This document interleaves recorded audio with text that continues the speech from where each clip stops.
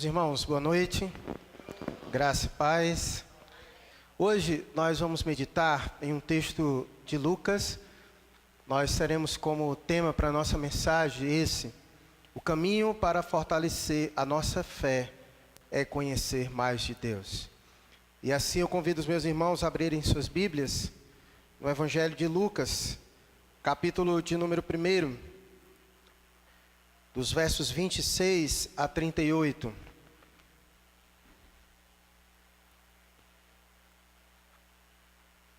Versos 26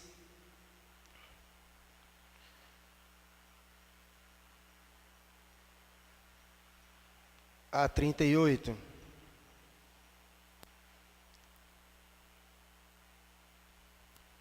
Que você possa encontrar este caminho hoje. Que você possa sair daqui hoje com a sua fé fortalecida.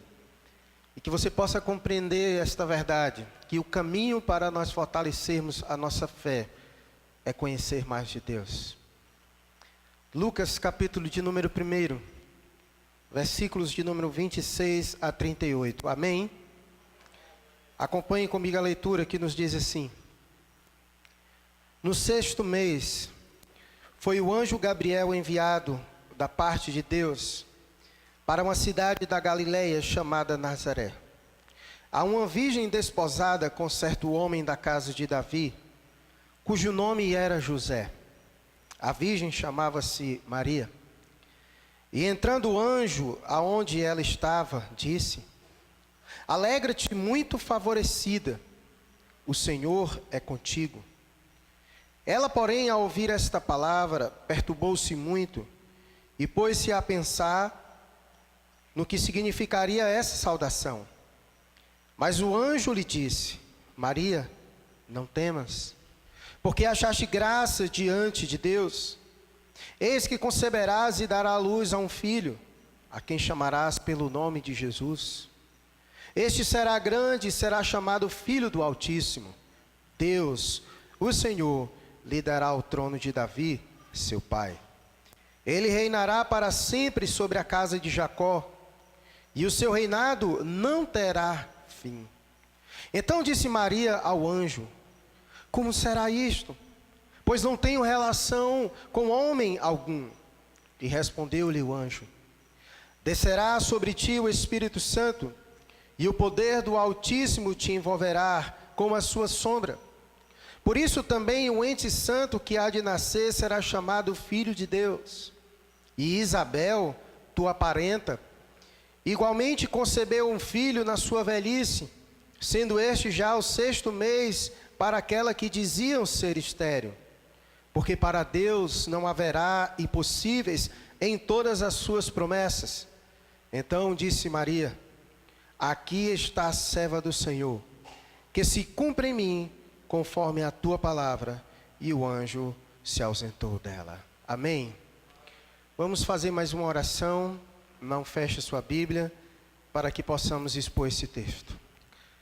Pai amado e querido, é com muita alegria nos nossos corações que nos achegamos ao Senhor mais uma vez. Na certeza, Deus, a tua presença neste lugar. Na certeza e na convicção de que o teu Espírito opera em nós para que compreendamos a tua vontade, a tua palavra revelada. Pai, ministra poderosamente aos nossos corações nesta noite. Que esta noite a nossa fé seja fortalecida no Senhor. Pai, ajuda os meus irmãos. É bem verdade, ó Deus, que as dificuldades e as intempéries do caminho muitas vezes abalam a nossa fé. Ajuda-nos, Senhor, para que o conhecer mais de Ti seja o fundamento, ó Deus, para o fortalecimento da nossa fé nesta noite. Abençoa os meus irmãos. Eis a Tua igreja, Senhor. Cuida dela. Ministra aos seus corações. E usa-me, ó Deus, como instrumento nas Tuas mãos. Abençoa-me também, ó Deus, nesta noite. Tem misericórdia de mim. Me ajude, ó Deus, a permanecer de pé até o final deste sermão, para a glória do Senhor e a edificação da Tua igreja. E é assim, ó Deus, que nós oramos a Ti, no nome de Cristo Jesus, o nosso Senhor. Amém. Amém. Amados, Existe uma declaração de Paulo, na verdade, nas suas cartas, Paulo faz diversas declarações maravilhosas de ser meditada, mas uma delas em específico me chama muito a atenção. E a declaração que Paulo fez em 2 Timóteo, capítulo 1, versículo 12, quando ele disse assim: eu sei em quem tenho crido, e eu estou certo de que Ele é poderoso para guardar o meu depósito. Que declaração, irmãos! Paulo, diante das adversidades, diante de tudo que ele havia passado, diante da labuta que Deus colocou sobre ele, para levar a sua palavra onde Deus lhe enviara, Paulo disse: eu sei em quem tenho crido, e eu estou certo de que Ele é poderoso. Perceba a convicção, a firmeza que Paulo tinha ao dizer: eu sei em quem tenho crido, e eu estou certo de que Ele é poderoso. Como eu sei em quem eu tenho crido, então eu estou certo de que esse que eu creio, Ele é poderoso. Nós, quando estudamos a vida de Paulo, nós ficamos maravilhados por tudo quanto esse homem realizou da parte de Deus. Mas não tenham dúvidas que o sucesso do ministério de Paulo se deu pelo fato dele saber em quem ele cria. Paulo se aventurou nas suas missões, Paulo se aventurou em viver a vontade de Deus, porque ele sabia em quem ele cria. E ele sabia que aquele que ele cria era poderoso para guardá-lo e para efetuar nele todas as coisas. E é por isso, irmãos, que o ministério de Paulo foi tão maravilhoso, porque Paulo sabia em quem cria, e ele estava certo disso. Então, diante dessa declaração de Paulo, eu quero começar o sermão desta noite lhe fazendo esta pergunta: você sabe em quem tem crido? Você pode dizer como Paulo: estou certo disso? Não há dúvidas, irmãos, de que o nosso maior inimigo da nossa caminhada cristã é o desconhecimento acerca de quem temos crido. Como já dizia Oséias no capítulo 4, versículo 6, o povo de Deus perece por falta de conhecimento. Amados, conhecer a Deus é a essência da vida eterna, como disse Jesus em João 17:3, e a vida eterna é esta, que conheçam a Deus Pai e a Jesus Cristo, o Deus Filho enviado. Essa é a razão, irmãos, da igreja de Cristo ser hoje fraca, enferma, porque conhecem a Cristo de maneira muito superficial. Ouça com atenção, meus irmãos, o que eu lhes digo nesta noite. A falta de conhecer a Deus gera em nós uma fé pequena, pois a nossa fé, ela é proporcional ao conhecimento que nós temos deste Deus. Por exemplo, quando nós vemos relatos nas Escrituras, naquele de Mateus capítulo 8, os versos 23 a 27, que é aquele momento em que Jesus acalma a tempestade. Os irmãos lembram desse episódio? Jesus estava no barco com os seus discípulos, e o texto vai dizer que eis que sobreveio uma grande tempestade, e o barco era agitado para um lado e para o outro, e os discípulos de Jesus acordam Jesus apavorados, dizendo: Senhor, nós perecemos. E Jesus, quando olha o desespero dos seus discípulos, o Senhor olha para eles e diz: homens de pequena fé. Por que Jesus repreendeu eles dizendo homens de pequena fé?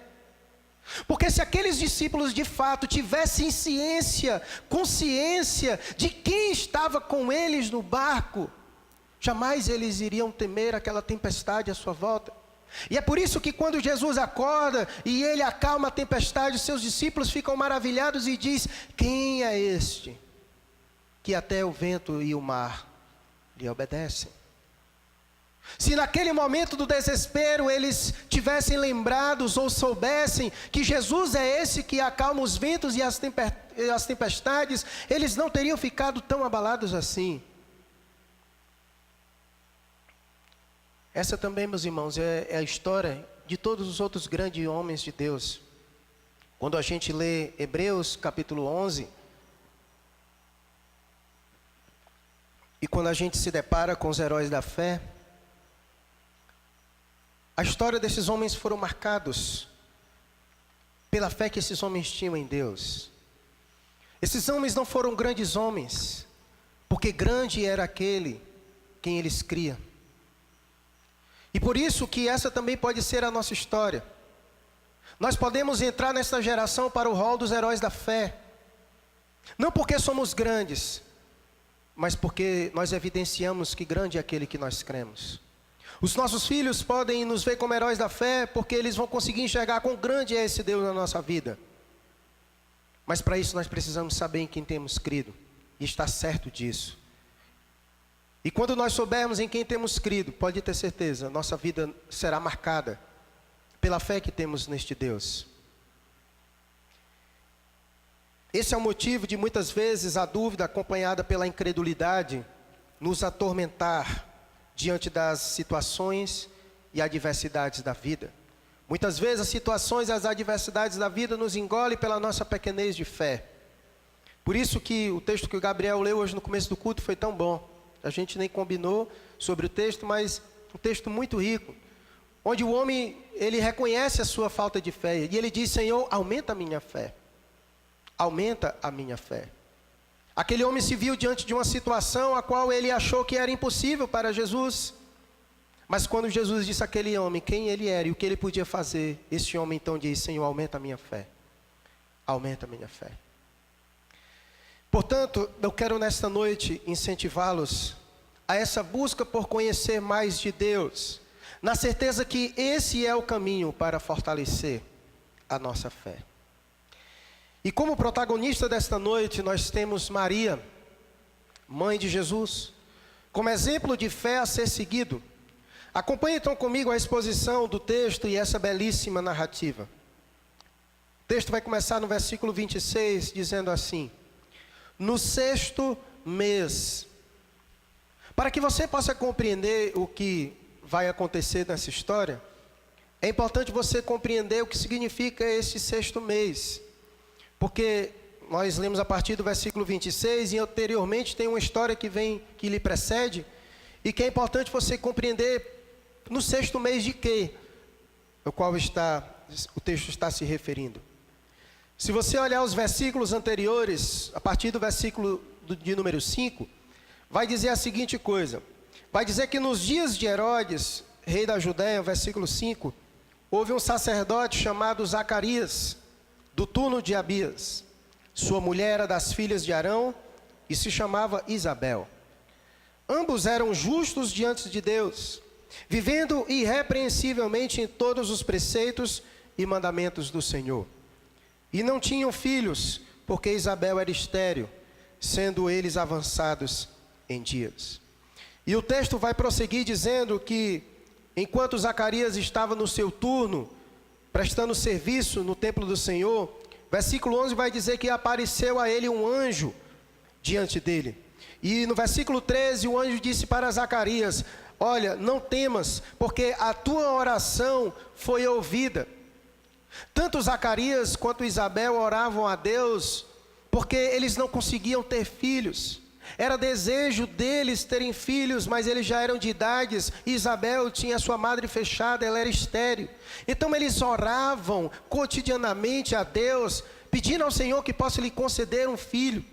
Então o anjo aparece a Zacarias e diz: nós ouvimos a tua oração, e eis que a tua mulher Isabel dará um filho, a quem darás o nome de João, que é João Batista. E o texto vai dizer a partir do verso 15 e 16 que esse menino será grande diante do Senhor, e que ele será cheio do Espírito Santo, e que ele converterá muitos dos filhos de Israel ao Senhor, seu Deus.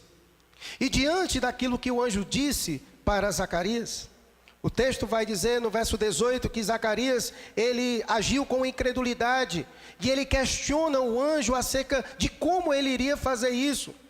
E o versículo 20 vai dizer que pelo fato de Zacarias ter sido incrédulo, ele ficaria mudo até que o menino nascesse. E nos versos 24 e 25 vai dizer: passado esses dias, sua mulher concebeu e ocultou-se por 5 meses o menino, dizendo: assim me fez o Senhor, contemplando-me para anular o meu opróbrio perante os homens.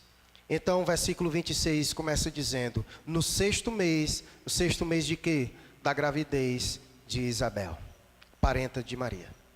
Então, no 6º mês, foi o anjo Gabriel, o mesmo anjo que visitou Zacarias para lhe falar sobre que sua mulher ia ter um filho. O mesmo anjo Gabriel aparece segunda vez, mas agora para Maria.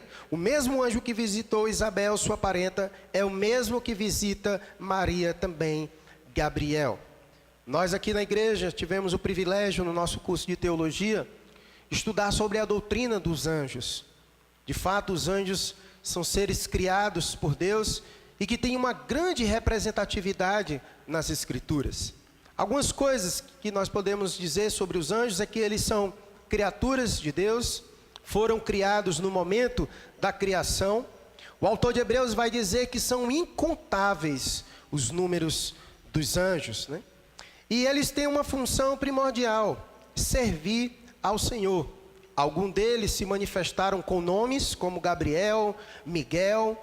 Aparentemente parece haver uma hierarquia também entre esses anjos. Nós vemos o arcanjo, nós vemos os querubins, nós vemos também os serafins. Então nós percebemos que existem diferentes também tipos de anjos. Mas a questão é que eles sempre foram instrumentos por Deus para prestar serviços ao Senhor, para servir a sua igreja, aos santos.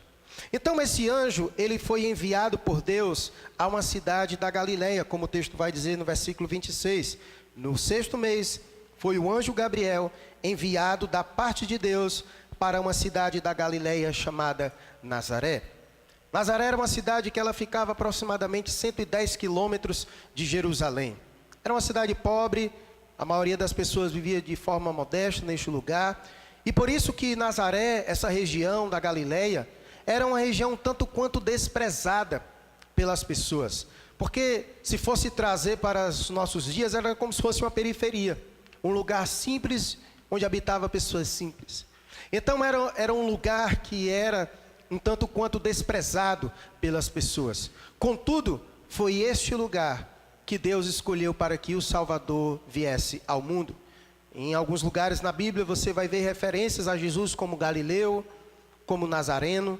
E por isso que o anjo Gabriel foi enviado da parte de Deus a uma cidade da Galileia chamada Nazaré. E o texto vai dizer no verso 27 que ele foi a essa cidade porque ele queria ver uma jovem. E quem era esta jovem? Maria. Como o texto vai dizer no versículo 27. Ele foi à cidade de Nazaré, a uma virgem desposada com certo homem da casa de Davi, cujo nome era José, e a virgem se chamava Maria. Em se tratando de Maria, infelizmente as pessoas têm a tendência de cair em um de dois extremos. Ou as pessoas exaltam Maria acima de Jesus, ou então as pessoas a ignoram e tiram dela toda a consideração que a Bíblia lhe oferece. Então nós precisamos olhar para Maria e enxergá-la conforme a Bíblia lhe apresenta. E eu quero um pouquinho nessa noite, rapidamente, lhe apresentar algumas verdades sobre a Maria que Deus nos apresenta a ela. Afinal, ela foi uma pessoa muito importante da parte de Deus. Nós podemos dizer que Maria era da tribo de Judá, descendente de Davi, e ela também era virgem. Ela estava noiva de um carpinteiro de Nazaré chamado José. E ao que parece, eles eram pobres, viviam uma vida simples e humilde. Maria, ela era muito favorecida, como diz o verso 28. Alegra-te muito favorecida. Maria, ela não era somente favorecida da parte de Deus, mas Maria era muito favorecida da parte de Deus. Porque de todas as mulheres existentes, Maria foi achada com graça diante de Deus. Ou seja, ela recebeu um favor imerecido da parte de Deus. Nos versículos 41, de 41 a 43, se você der uma olhada, quando a sua parenta Isabel ouviu a sua voz, ela foi tomada pelo Espírito Santo e ela clamou em alta voz, dizendo: bendita és tu entre as mulheres, que devo a honra de me visitar a mãe do meu Senhor. Então, apesar de tanta honra recebida da parte de Deus a Maria, Maria ela era humilde. Maria era serva do Senhor e também necessitada de Deus para a salvação. Veja comigo dos versículos 46 a 50, que vai dizer assim: então disse Maria: a minha alma engrandece ao Senhor, e o meu espírito se alegrou em Deus, meu Salvador, porque contemplou na humildade da sua serva, pois desde agora todas as gerações me considerarão bem-aventurado, ou seja, feliz, porque o poderoso me fez grandes coisas, santo é o seu nome, e a sua misericórdia vai de geração em geração sobre os que o temem. Maria era uma mulher que temia a Deus, Maria era uma serva do Senhor, e como ela diz, o seu espírito se alegrou em Deus, seu Salvador. Ela era necessitada de salvação. Essa é um pouco da Maria que a Bíblia nos apresenta. E o texto vai dizer, então, continuando a narrativa, o texto vai dizer que depois que o anjo lhe apareceu e disse: alegra-te, muito favorecida, o Senhor é contigo. O versículo 29 diz que após a saudação do anjo, Maria perturbou-se muito. Veja o versículo 29. Ela, porém, ao ouvir esta saudação, perturbou-se muito e pôs-se a pensar no que significaria esta saudação. A pergunta é: por que Maria perturbou-se tanto assim? É simples da gente meditar sobre isso. Imagine você ser visitado por um anjo. Alguém aqui já foi visitado por um anjo? Não, né? Nem o seu anjo da guarda. Não tem esse negócio de anjo da guarda não, viu, irmãos? Mas imagine qual seria a sua reação. Imagine como seria a sua reação você ver um anjo, ouvir um anjo. Talvez na nossa cultura você poderia sair correndo ou gritar achando que era uma alma penada, né? A gente vive muito numa cultura assim. Mas certamente seria algo que iria nos trazer o quê? Um certo pavor. Porque não é sempre que a gente contempla um anjo. E logo o anjo Gabriel. A não ser o Gabriel, né? Então, não é sempre que você encontra um anjo. Então, obviamente, Maria, ela ficou perturbada com aquilo tudo pela a representação que é você ser visitado pelo anjo. Se às vezes você ser visitado por alguma autoridade já lhe traz um certo pavor, temor, agora imagine pelo anjo, né? Então Maria ficou a pensar na razão dela ter sido visitada pelo anjo, como diz o verso 29, olha o que ela diz. E pôs-se a pensar no que significaria essa saudação. Ela ficou pensando, o que significa eu ter sido visitada pelo anjo? Então ela ficou apavorada. E existe uma razão também dela ter ficado apavorada quanto a isso. O texto, na verdade, a mentalidade judaica sobre ser visitado por anjos, no geral, era de juízo. Então, naquela cultura, as pessoas elas tinham muito essa mentalidade, que quando alguém era visitado pelo anjo, isso significava que muito provavelmente ela tinha feito bobagem, e por isso Deus estava lhe enviando juízo. Tanto é que o versículo de número 12, quando diz que Zacarias recebeu também a visita do anjo, como foi que ele ficou? O versículo 12, ele turbou-se e apoderou-se dele o temor. Então Zacarias, quando recebeu a visita do anjo Gabriel, também ficou da mesma forma.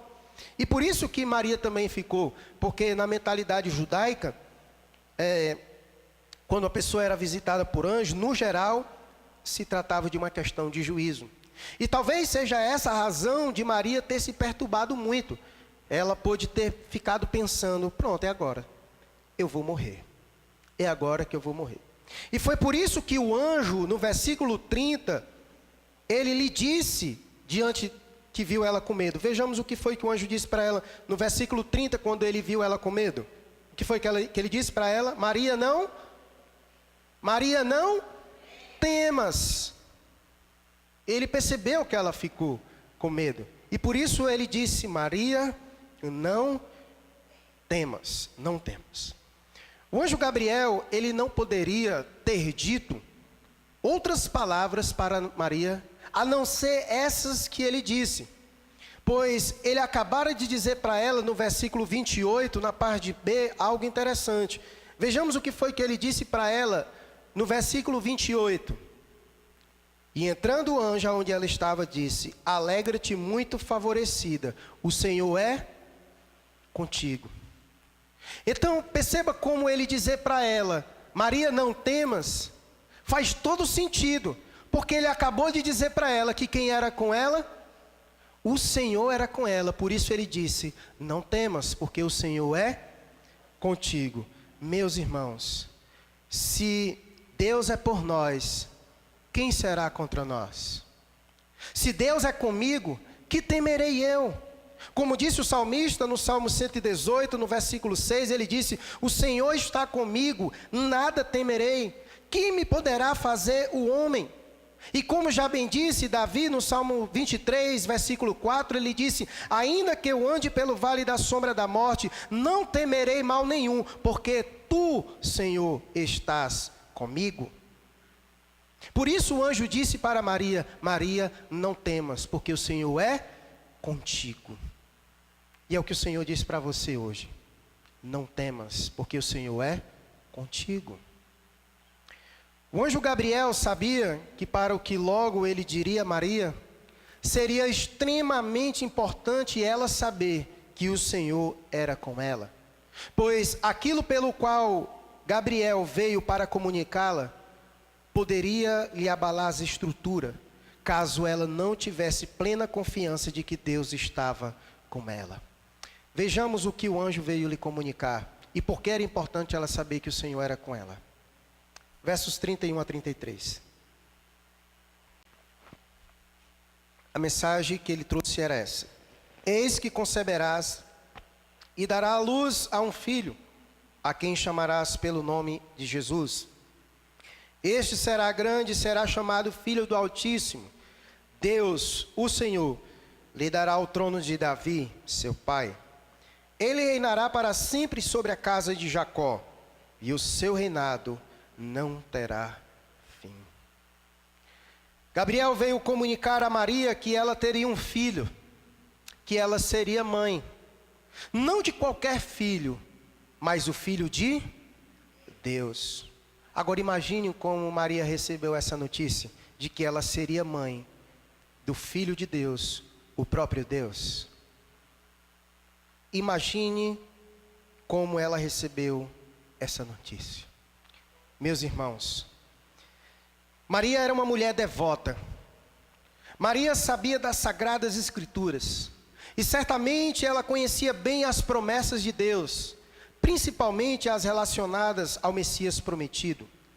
O texto nos dá base para dizer que Maria creu nas palavras de Gabriel, pois ela se encaixava perfeitamente no cumprimento da promessa, porque a promessa de Deus dizia que o Filho de Deus viria por meio de uma virgem, e que ela se encaixava perfeitamente no cumprimento dessa promessa.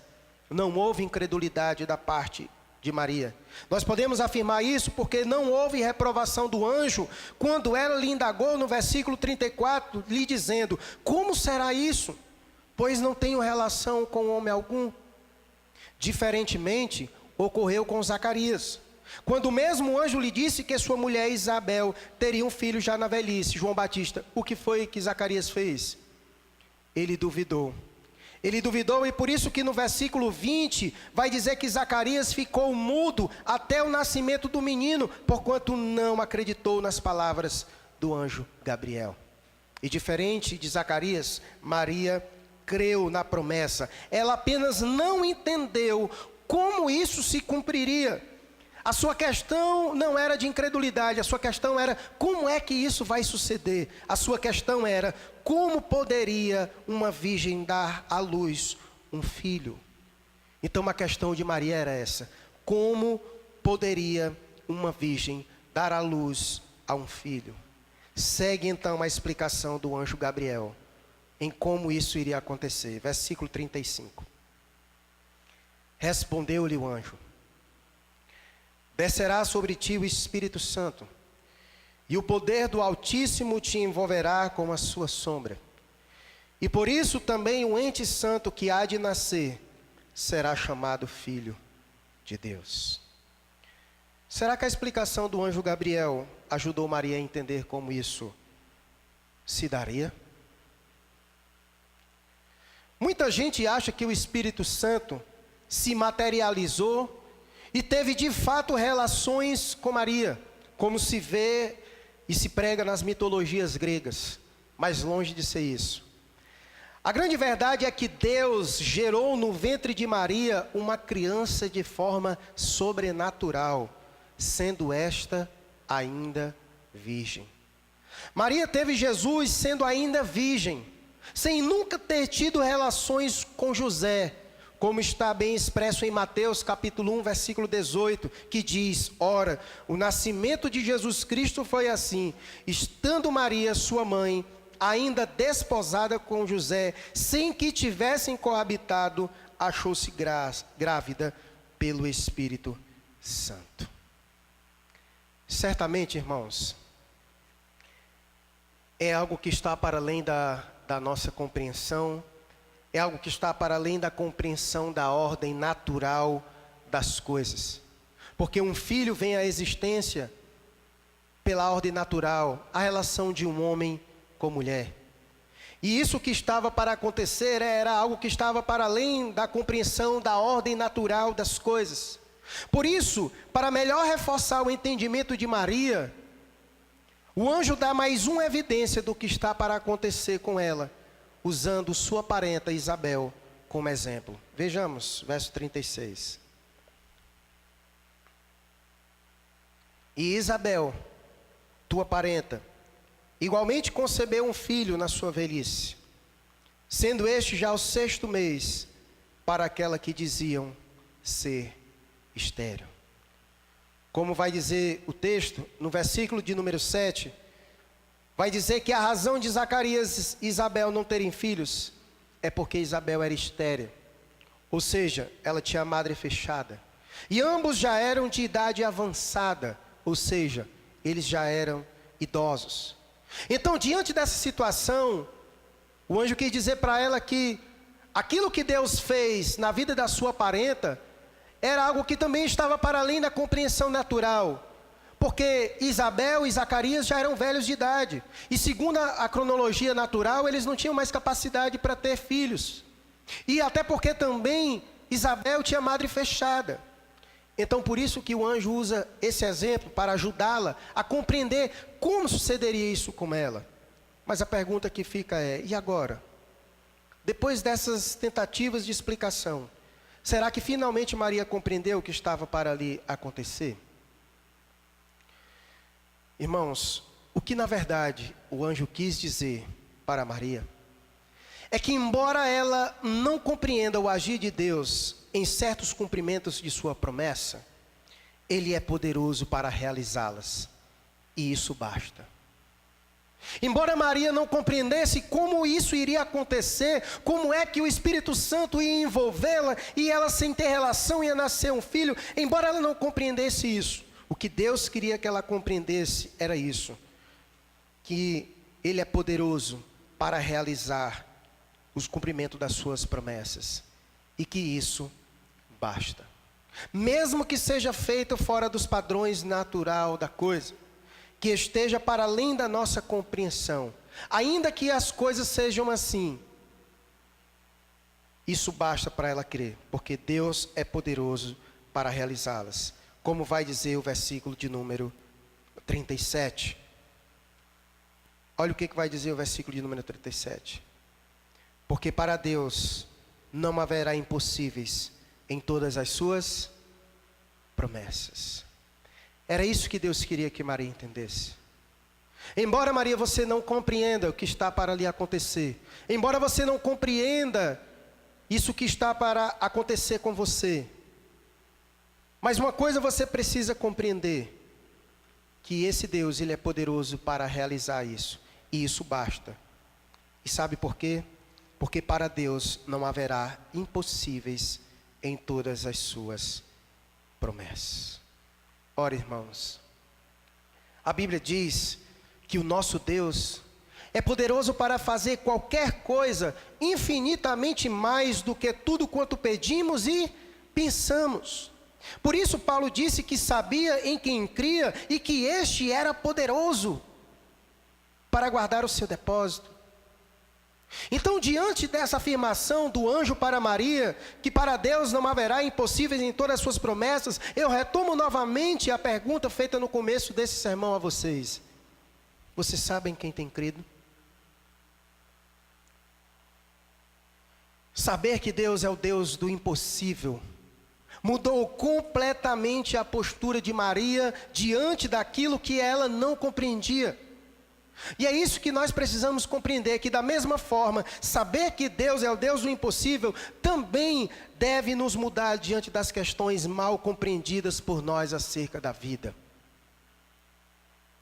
O problema das questões mal compreendidas por nós não está em Deus, está em nós mesmos, porque nós somos limitados, nós somos finitos. Qual é o caminho mesmo para fortalecer a nossa fé? Qual é o caminho? Conhecer mais de Deus. Irmãos, ouçam e aprendam. O nosso Deus é o Deus do impossível. O nosso Deus é o Deus dos impossíveis. Por isso o anjo disse para Maria: não haverá impossíveis para Deus em todas as suas promessas. E você precisa crer neste Deus, o Deus do impossível. E saber disso nos fará entender melhor como esse Deus age e se relaciona com o mundo e as criaturas que Ele mesmo criou. Entenda uma coisa: colocar situações diante de nós que estão para além da nossa compreensão foi o caminho que Deus escolheu para revelar algo dele mesmo. Quando Deus coloca algo diante de nós que está para além da nossa compreensão, Deus quer dizer assim para nós: eu sou muito maior do que você. Eu sou muito maior do que o que você pode compreender. Deus, quando coloca situações diante de nós que estão para além da nossa compreensão, é isso que Ele quer nos ensinar acerca dele mesmo. Ele é grande e nós somos pequenos. Precisamos entender que, embora Deus seja o Criador de todas as coisas, Ele não está limitado e nem restrito à sua criação, pois Deus é muito maior do que ela, porque o Deus que nós cremos, Ele é infinito. Deus não está sujeito, preso à sua própria criação, Ele a transcende e Ele a controla. Por isso, em muitos momentos, Deus age de forma miraculosa, de forma sobrenatural. E essa é a razão, meus irmãos, do mundo afirmar que Deus não existe. Sabe por quê? Porque o mundo hoje, ele é um mundo que a gente chama de naturalista. Ou seja, para a mente das pessoas, no mundo que a gente vive, aquilo que não se pode comprovar de forma natural, não existe. E se Deus não pode ser testado em laboratório, se aquilo que Deus faz não pode ser medido pelas coisas naturais, então logo esse Deus não existe. Irmãos, no século XVIII, com o advento do iluminismo, e na sua casa você pode pesquisar sobre o que significou o iluminismo na história, nós pagamos um preço muito caro por querer retirar o sobrenatural da vida cristã. No período do iluminismo, era naquele período da ascensão da racionalidade humana. Então qualquer coisa que fosse além da nossa capacidade racional, era tido e crido como algo que não existia. E foi durante esse tempo que nós quase matamos o cristianismo. Porque nós tivemos uma pretensão de querer remover o sobrenatural da vida cristã, para querer explicar a vida cristã sempre por meio da racionalidade. Amados, muitos aspectos da vida cristã se explica pela razão e através das coisas que foram criadas. Mas também é bem verdade, irmãos, que muitas outras coisas só são compreendidas pelas lentes da fé, pelo sobrenatural. Quem é um exemplo disso são as doenças terminais. É quando a ciência, é quando a medicina não consegue dizer nada, não consegue fazer nada. E é justamente nesse momento quando Deus age de forma sobrenatural, quebrando todos os protocolos daquilo que é natural. Porque Deus não está sujeito a isso. Deus não está sujeito às leis que Ele mesmo criou. Deus criou as leis que regem todo o universo, mas Deus não está preso a ela. Deus pode entrar, quebrar, fazer o que quiser dela. E isso é o Deus que nós cremos, porque Ele é muito maior do que isso. Porque Ele é infinito, Ele é sobrenatural. Retirar o sobrenatural da vida cristã, meus irmãos, é reduzir a nossa vida cristã a nada. Como já disse o autor de Hebreus, sem fé é impossível agradar a quem? A Deus. É pela fé, meus irmãos, que nós cremos que o universo foi formado pela palavra de Deus, de maneira que o visível veio a existir das coisas que são invisíveis. Embora toda a criação seja explicada à luz das Escrituras, mas nós sabemos que existem ações de Deus que não tem como haver uma explicação pela lógica humana e nem de modo natural. A palavra sobrenatural, ela já quer dizer isso. Sobrenatural já quer dizer justamente isso. Natural e vem o prefixo sobre. Ou seja, sobre, acima, acima do que é natural. É essa ação sobrenatural. É uma ação que está acima, além daquilo que é natural. E é por isso que é sobrenatural. E a razão de nós não compreendermos essas ações de Deus é porque nós temos uma mente finita que não está acima do natural. Nós somos limitados, finitos ao natural, mas Deus não. Deus, Ele é infinito e sobrenatural. E é por isso, meus irmãos, que não há causa perdida para Deus, nem impossíveis para Deus. Porque quando se acabam os recursos naturais aqui na terra, é que se abre o leque do sobrenatural de Deus no céu, meus irmãos. Eu gosto muito dos episódios que ocorrem em Lucas capítulo de número 8. Se chegar em casa, você dá uma lida. Ocorre 4 eventos em Lucas capítulo de número 8, em Lucas capítulo 8, muito interessante. A primeira foi a que eu citei no começo hoje, quando Jesus estava no barco com seus discípulos e que vem a tempestade.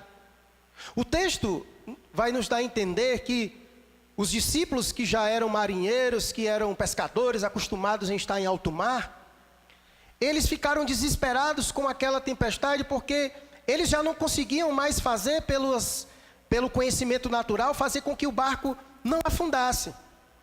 E é interessante que eles acordam Jesus e Jesus age de maneira sobrenatural. Jesus, ao som da sua palavra, Ele acalma o vento e as tempestades. Você vai explicar isso de forma natural como?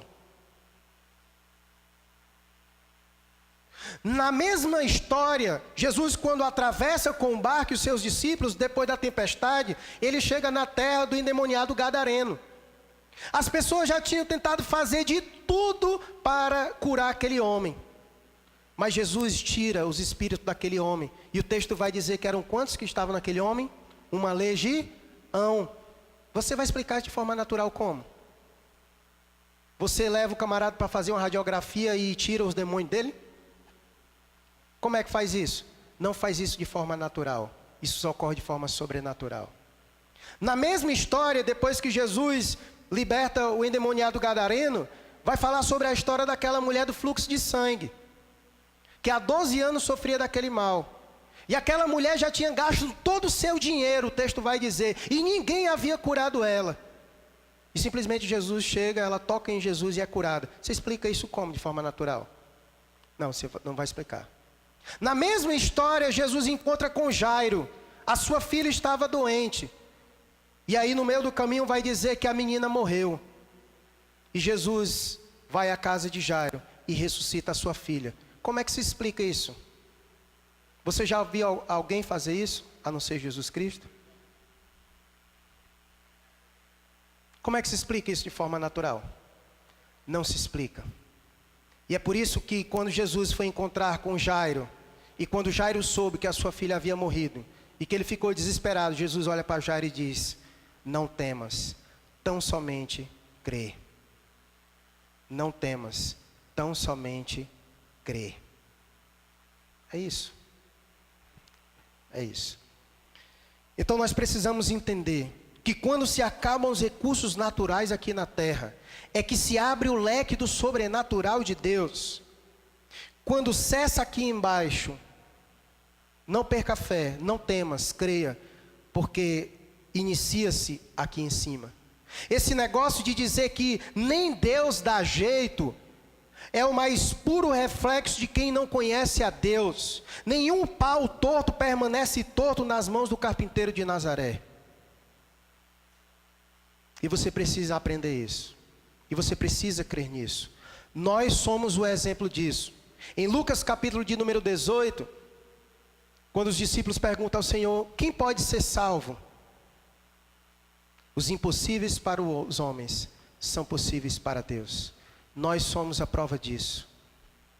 Quem poderia ter nos dado vida? Quem poderia ter nos salvado, senão o próprio Deus? Você vai explicar isso de forma natural como?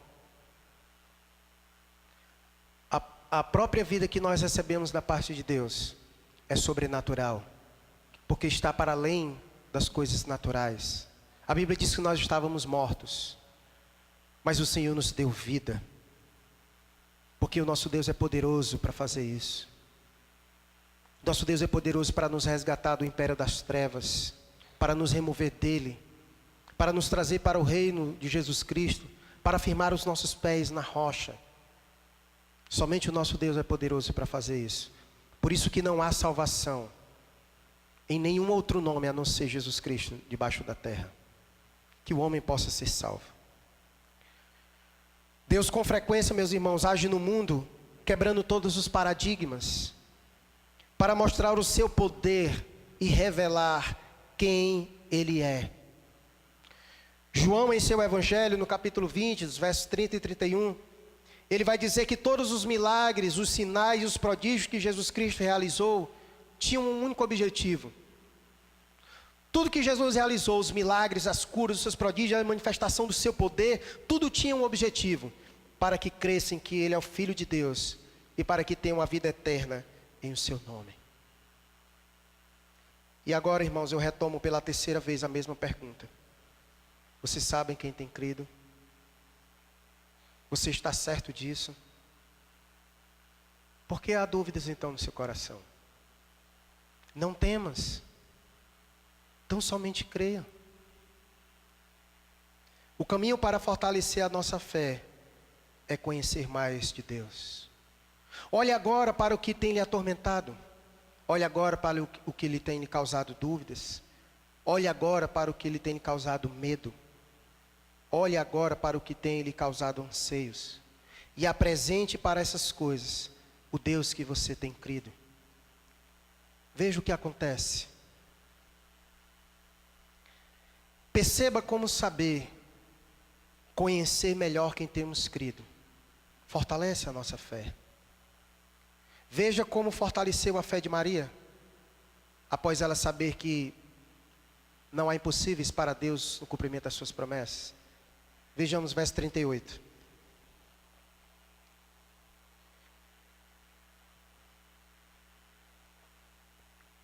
Então disse Maria: aqui está a serva do Senhor, que se cumpra em mim conforme a tua palavra. E o anjo se ausentou dela. A dúvida e aquela perturbação do versículo 29 foram substituídas pela coragem, pela ousadia e pela confiança. Maria sabia que o Deus que estava prestes a fazer o cumprimento da profecia nela, Ele sabia que o que Deus estava prestes para fazer na vida dela poderia lhe comprometer socialmente. Mas a certeza de que o Senhor estava com ela, de que nada seria impossível para Deus em realizar a sua vontade na vida dela, lhe fez declarar confiantemente: aqui está a tua serva, Senhor, que se cumpra em mim conforme a tua palavra. Muitas vezes nós pagaremos o preço em vivermos a vontade de Deus. Maria quase perde o noivado, e todo mundo sabe da história. Maria quase perde o noivado, e poderia ter sido acusada de adultério e ter sido apedrejada até a morte por causa disso. Mas sabendo quem Deus é, e de que este Deus é conosco, nós não devemos temer coisa alguma, meus irmãos. Você pode dizer isso hoje para Deus: eis aqui o teu servo, ou a tua serva, Senhor, cumpra em mim o teu querer. Paulo, Maria e outros heróis da fé só viveram o que viveram porque sabiam em quem criam, e por isso se lançaram a viver a vontade desse Deus. Portanto, irmãos, que a convicção de quem Deus é te lance hoje a viver confiantemente a vontade dEle. É pela fé, meus irmãos, e somente pela fé, que nós viveremos o sobrenatural de Deus. Ainda que não haja explicação, ainda que esteja além da sua compreensão, ainda que a incredulidade das pessoas à nossa volta diga não, não temas, creia, tão somente creia. Os irmãos bem sabem o que aconteceu com o apóstolo Pedro. Se Pedro fosse esperar pela razão ou pela compreensão natural, Pedro jamais teria experimentado andar sobre as águas. Você já viu alguém andando sobre as águas? Isto é impossível ao modo natural, mas isso é possível ao que crê. Deus disse para Pedro: venha, Pedro, venha, creia, não temas. Muitas vezes Deus vai colocar situações na nossa vida assim, que nós não teremos apoio da nossa racionalidade. A nossa mente vai dizer que não. A incredulidade do nosso coração vai dizer que não. As pessoas à nossa volta irão também dizer que não. Mas é Deus lhe chamando a viver o sobrenatural. Porque muitas vezes Deus coloca situações na nossa vida para mostrar quem Ele é e quem nós podemos ser, se nós crermos nele. Amém? Apresente em oração hoje as coisas. Apresente hoje em oração suas dúvidas, seus questionamentos, sua incredulidade, seus medos, seus anseios. E apresente para essas coisas o Deus que você tem crido. Não há causas perdidas para Deus. Não há situações irreversíveis para Deus. Não há ninguém que não possa ser transformado pelo Senhor.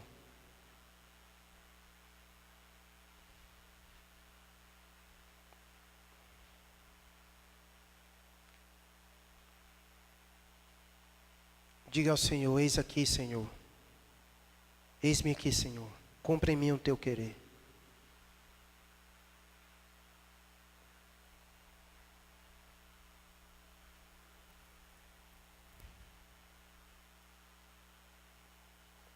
Talvez você veio hoje aqui abatido diante das lutas da vida, com a fé pequena.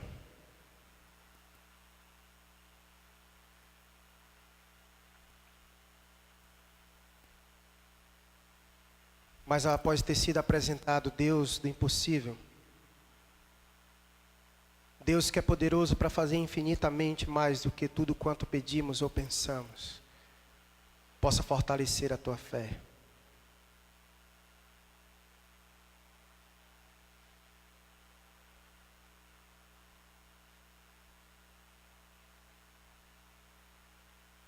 Quanto maior for a impossibilidade, maior será a revelação do poder de Deus.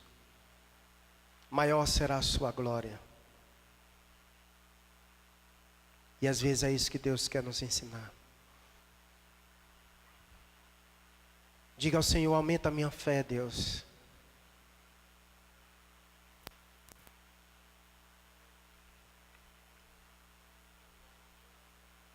Talvez você entrou por aquela porta assombrado pelo medo.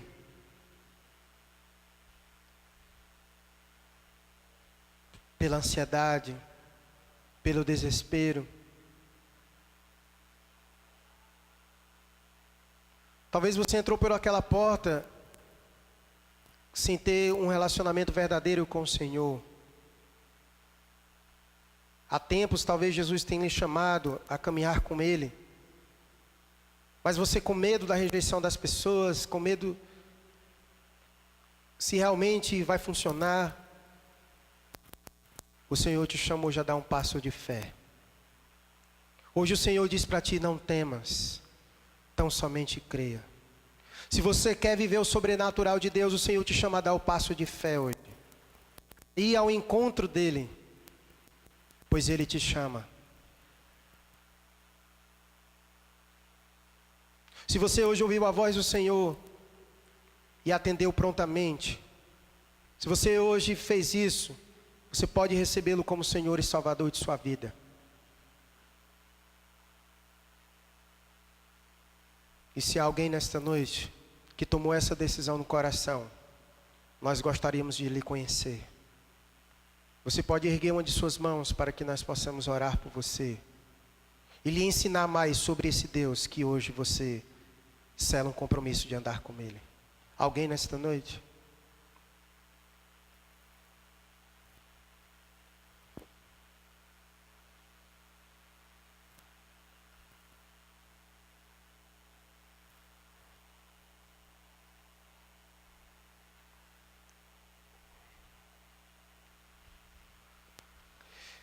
Maravilhoso Deus e nosso Pai, é com muita alegria, Senhor, que nós nos encontramos em Tua presença.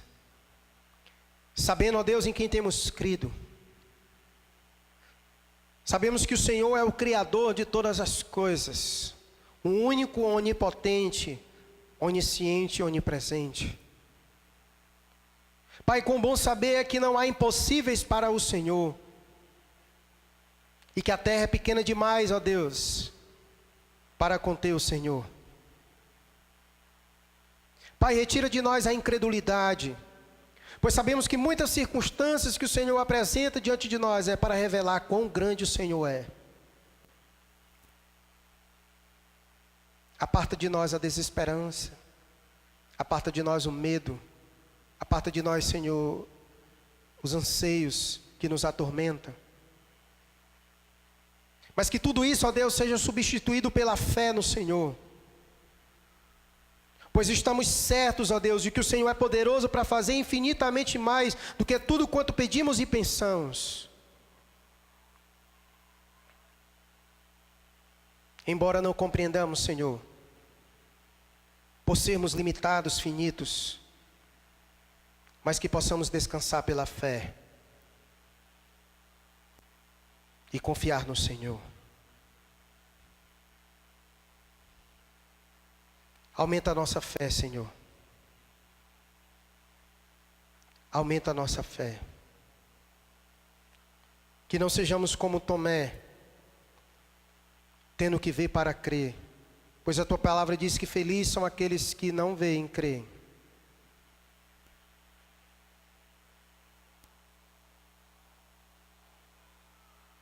Obrigado a Deus, porque o Senhor tem escolhido as coisas que não são para confundir as que são.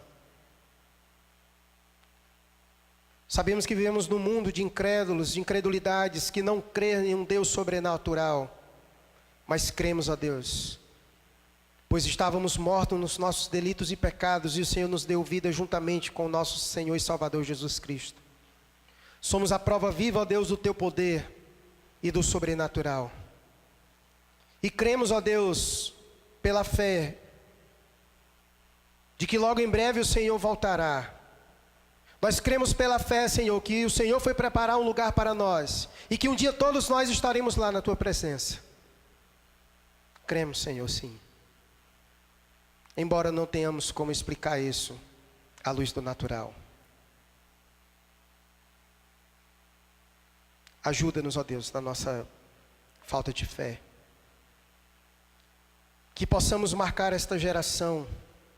Que possamos marcar as nossas famílias como homens e mulheres de fé. Que a nossa geração possa olhar para nós e conhecer o Deus que nós temos crido.